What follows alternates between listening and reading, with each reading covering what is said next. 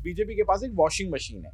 वो ऐसी washing machine है जिसमें भ्रष्टाचारियों को डाला जाता है और एकदम ईमानदार बनाकर उन्हें निकाला जाता है और वो बीजेपी के खेमे में बैठ जाते हैं। तो ये सरासर जितने भी एक्शन यहाँ पर ऑपोजिशन पार्टीज पे लिए जा रहे हैं, ये सिर्फ और सिर्फ भय का माहौल, डर, लोकतंत्र को खत्म करना, तानाशाही को बढ़ावा देना, ये वही है। क्योंकि कई भ्रष्टाचारी नेता बीजेपी के खेमे में बैठे हैं। राष्ट्रपति को बोलने की इतनी जरूरत नहीं होती है क्योंकि ये राज्य स्तर से जुड़े हुए हैं, केंद्र स्तर से जुड़े हुए हैं और इन पर कहीं ना कहीं जो राज्य की सरकारें हैं उन्हें फैसला लेने की जरूरत है या फिर केंद्र सरकार को फैसला लेने की जरूरत है। और उसी राजनीति को तोड़ने के लिए यहाँ पर जो है बीजेपी ऐसा फॉर्मूला अपना रही है और ये लगातार आरोप विपक्ष लगा रहा है। आम आदमी पार्टी के लोग कह रहे हैं, यहाँ पर अरविंद केजरीवाल जो सीएम है, जो सुप्रीमो है आम आदमी पार्टी के, वो कह रहे हैं कि उनकी पार्टी को ही बस फंसाने की कोशिश की जा रही है, यानी उनकी पार्टी को खत्म करने की यहाँ पर कोशिश की जा रही है। वो ऐसा साफ साफ कहते हुए नजर आ रहे हैं क्योंकि चुनाव पास हैं और बीजेपी चुनाव में जीतने के लिए कुछ भी यहाँ पर कर सकती है।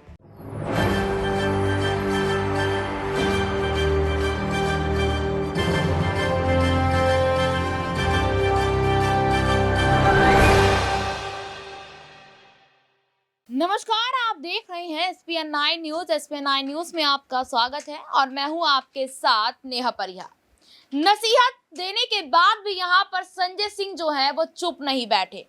आपको बता दें कि कल संजय सिंह की पेशी थी कोर्ट में और यहाँ पर उनकी पेशी की तारीख को आगे बढ़ा दिया गया है, यानी कि 10 नवंबर की अगली तारीख उनको यहाँ दी गई है और 10 नवंबर के बाद 12 नवंबर की दिवाली है। आपको बता दें कि जब लास्ट पेशी थी यहाँ पर संजय सिंह की, उस दौरान जब पेशी के बाद कुछ विपक्षी पार्टियों के नेताओं का जो बयान आया था, अगर यहाँ मैं साफ सीधी बात करूं तो भाजपा के नेताओं ने कहा था कि संजय सिंह की जो दिवाली है वो यहाँ पर जेल के अंदर ही बनती नजर आ सकती है और ये बात सच होती हुई नजर आ रही है। अब यहाँ पर ये सवाल उठता है, क्या यहाँ पर विपक्षी पार्टी यानी कि सत्ता सरकार को ये पता था कि जो संजय सिंह है वो लंबे वक्त तक जेल में रहने वाले हैं? तो देखिए, यहाँ पर आज हम बात करेंगे कि आखिरकार संजय सिंह और कितने दिन जेल के अंदर रहने वाले हैं, क्योंकि यहाँ पर जब लास्ट पेशी देखने को मिली थी तब संजय सिंह ने मीडिया कर्मियों के सामने मोदी यानी कि देश के प्रधानमंत्री मोदी को लेकर और साथ ही साथ अडानी को लेकर सवाल कर दिए थे और उन सवालों का जवाब किसी के देने बस की नहीं था। अब यहाँ दोबारा देखा गया है कि जब कल भी पेशी थी, पेशी के बाद जब वो जेल वापस जा रहे थे उस दौरान उन्होंने मीडिया कर्मियों को देखा और देखने के बाद कैमरे के आगे पीएम मोदी, अडानी और भ्रष्टाचार तीनों को लेकर जमकर यहाँ पर हमला बोला और उसके बाद यहाँ ये सवाल उठ रहा है, क्या संजय सिंह अपने ही बयानों की वजह से घिरते नजर आ रहे हैं? क्या उनके बयान उन्हीं के पैरों पर कुल्हाड़ी मार रहे हैं?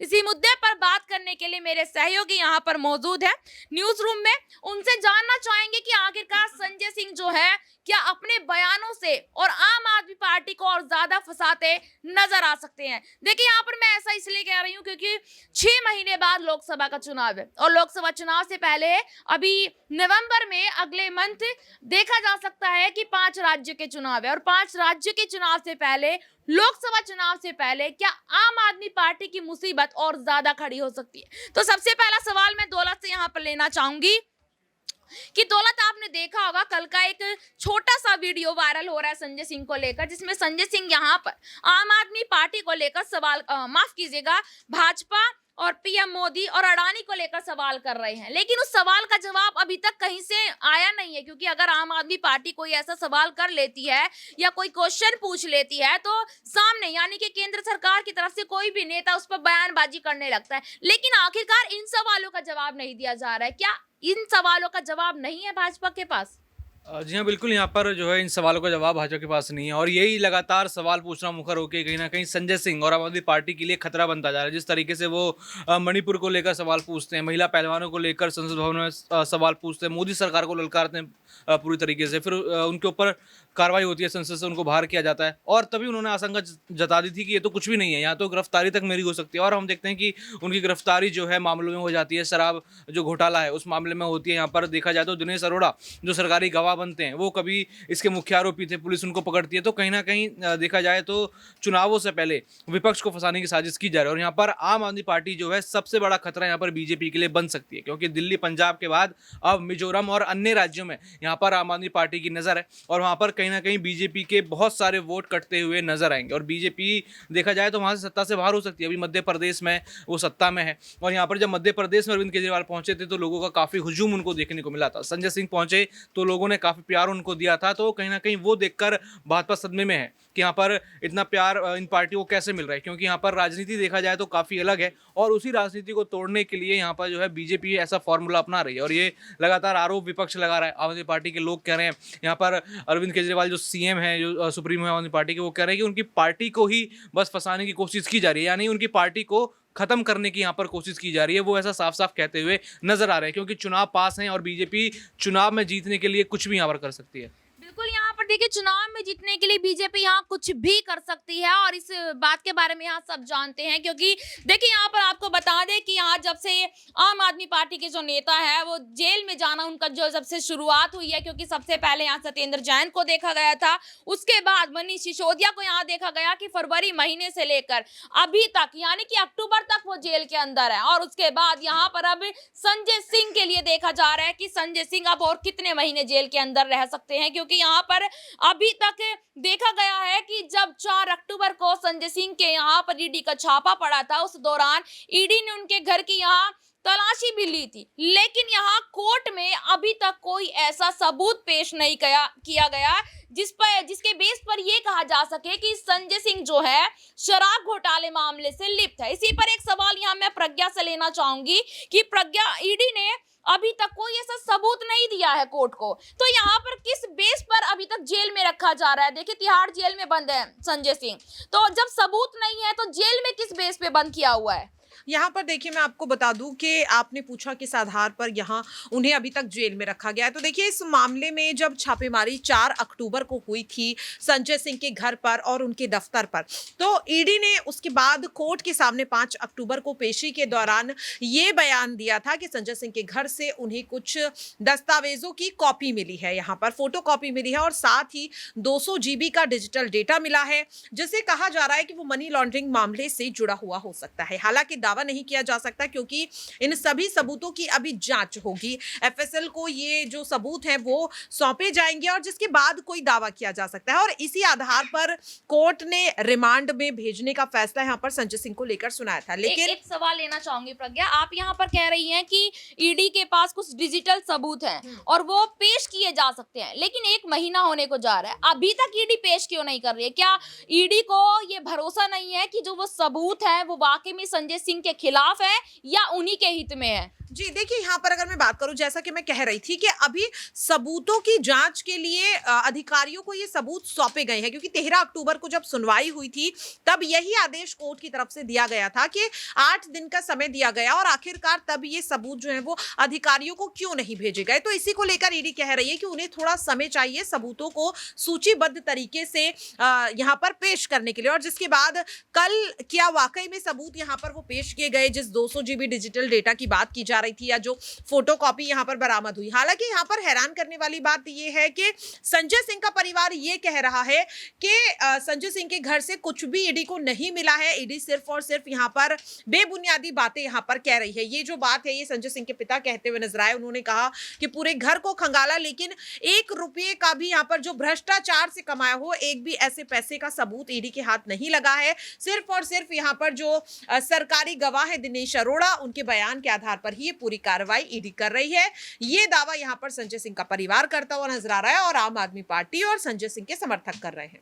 एक सवाल और लेना चाहूंगी प्रज्ञा से मैं। प्रज्ञा, क्या जिस तरीके से संजय सिंह और आम आदमी पार्टी की मुश्किलें दिन पर दिन और ज्यादा बढ़ती नजर आ रही, हो सकता है कि लोकसभा चुनाव से पहले आम आदमी पार्टी के कुछ और नेता भी जेल में जा सकते हैं? क्या इस चीज के लिए जो आम आदमी पार्टी के संरक्षक है अरविंद केजरीवाल किसी बड़े नेता से मदद की गुहार लगा सकते हैं? क्या वो राष्ट्रपति द्रौपदी मुर्मू से इस चीज की मांग कर सकते हैं? देखिए यहाँ पर अगर मैं बात करूं तो आपको बता दें कि सीधे सीधे यहाँ पर जो यहाँ पर अगर बात करें संजय सिंह है, तो देखिए संजय सिंह की रिहाई के लिए उनके समर्थक, आम आदमी पार्टी के कई कार्यकर्ता अगर बात करें तो देश के अलग अलग राज्यों से ज्ञापन सौंप रहे हैं यहाँ पर महामहिम के नाम से, और उम्मीद कर रहे हैं कि शायद यहाँ पर महामहिम कोई फैसला सुनाएंगे। लेकिन आपको बता दें कि इससे पहले कई ऐसे मामले थे जिन्हें लेकर राजनीति गर्माती हुई नजर आई, ज्ञापन सौंपे गए, लेकिन कोई भी यहाँ पर प्रतिक्रिया जो है वो राष्ट्रपति की तरफ से नहीं आई। अगर बात करें यहाँ पर पहलवान खिलाड़ियों का प्रदर्शन था तब भी कुछ ऐसा नहीं होता हुआ नजर आया। यहाँ पर भीम आर्मी के जो चीफ हैं चंद्रशेखर आजाद, जब उन पर हमला हुआ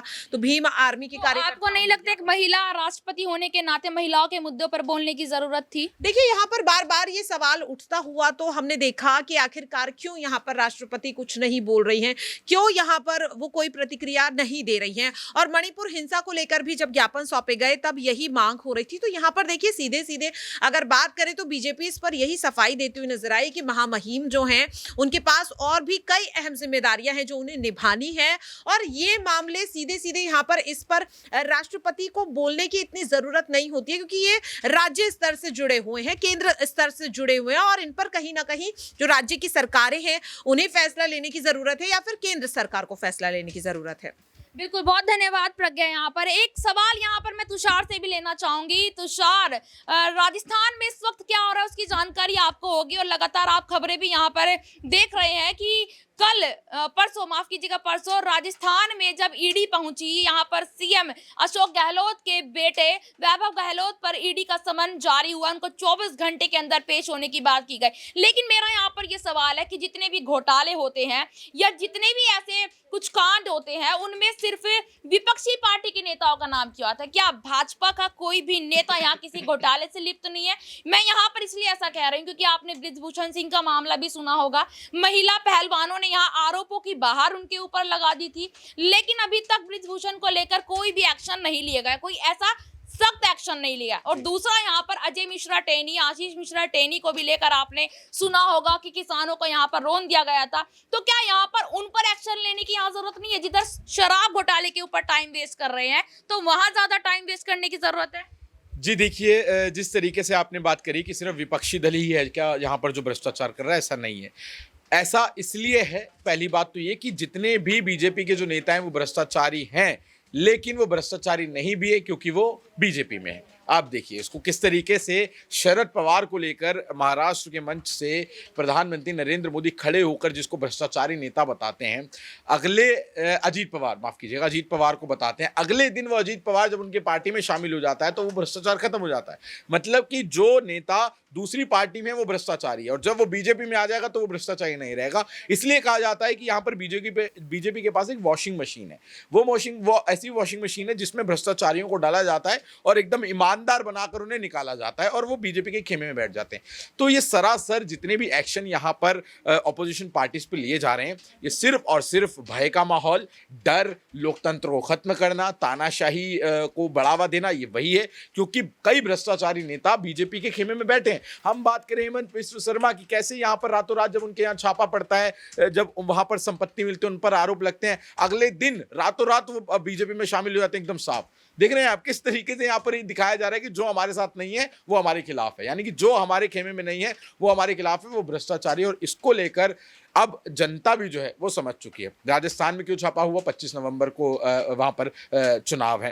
आम आदमी पार्टी खतरा बन सकती है बीजेपी के लिए, क्योंकि बीजेपी को कड़ी टक्कर देती हुई दिखाई दे रही है, इसलिए उनके साथ ऐसे किया जा रहा है। लगातार तमाम उन राज्यों में, सबसे ज्यादा तेलंगाना में भी अभी कई ऐसे इंसिडेंट हमें देखने को मिले।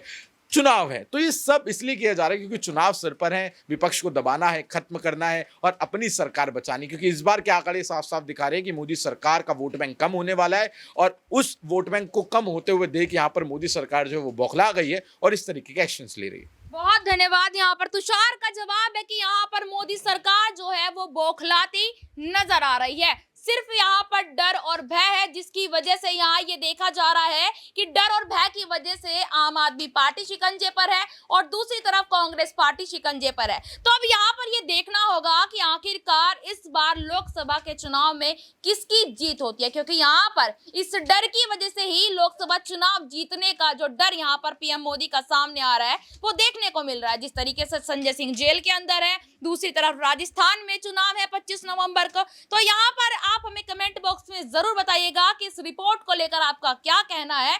फिलहाल के लिए इतना ही, फिर आपसे मुलाकात होगी किसी दूसरे मुद्दे पर।